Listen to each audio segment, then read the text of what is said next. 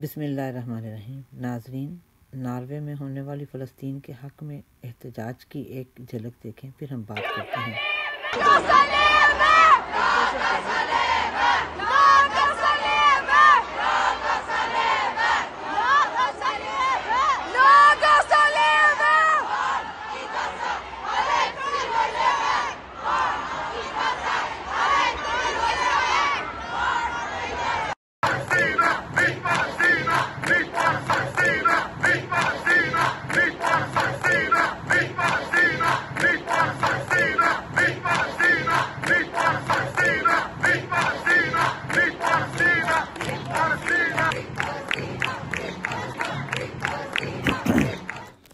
بسم اللہ الرحمن الرحیم۔ السلام علیکم ناظرین، اللہ کرے آپ سب خیریت سے ہوں۔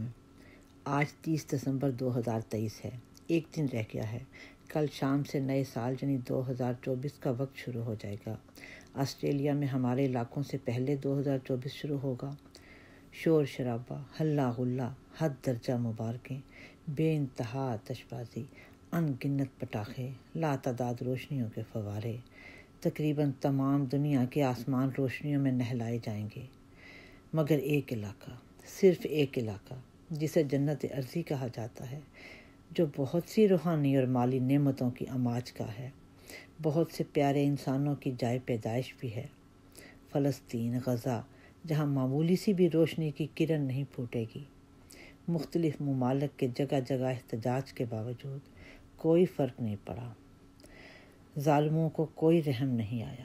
یہ کیسا اندھیر ہے، چھوٹی سی بستی، تھوڑی سی آبادی، بڑی بڑی طاقتوں سے کئی برس سے ظلم سہ رہی ہے۔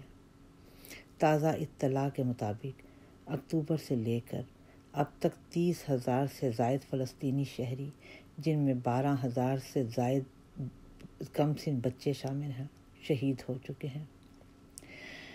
اسرائیلی اخبارات اور ذرائع انٹرنیشنل اخبارات اور ذرائع کے مطابق تقریباً 55,000 شہری بشمول بچے اور بڑے شدید زخمی ہیں۔ ان گنت لوگ ہاتھ یا پاؤں کٹنے کی وجہ سے معذور ہیں۔ یہ سب محتاط اندازے ہیں، ورنہ اس سے بہت زیادہ ہے تعداد۔